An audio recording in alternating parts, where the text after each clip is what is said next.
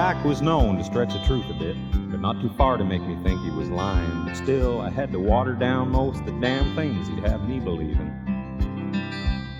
A big percent of the story circulating around, like all small-town rumors, I found I could trace right back to old Jack's imagination.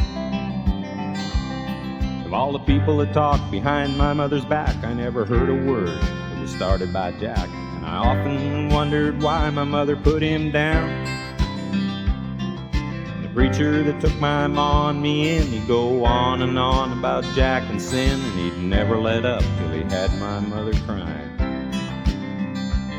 I used to sweep out the pool halls in my hometown and listen to the stories of old Jack go down about the Prohibition years and how whiskey was a man's salvation.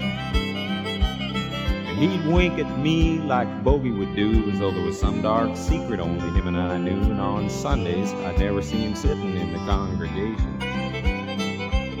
And of all the talk that went on behind my mother's back, I never heard a word that was started by Jack.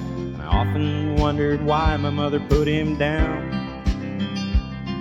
And the preacher that took my ma and me in, he'd go on and on about Jack and sin, and he'd never let up till he had my mother crying. Now it was 2 years down to the very day that I left home that old Jack passed away, and I was stationed out in Comox with nothing to show but this here tattoo. Now you can imagine the surprise on my face when I read that document with a fancy letterhead that simply stated that I'd become a rich man. Of all the people that talked behind my mother's back, I never heard a word that was started by Jack. And I often wondered why my mother put him down. The preacher that took my ma and me in, he'd go on and on about Jack and sin, and he'd never let up till he had my mother crying.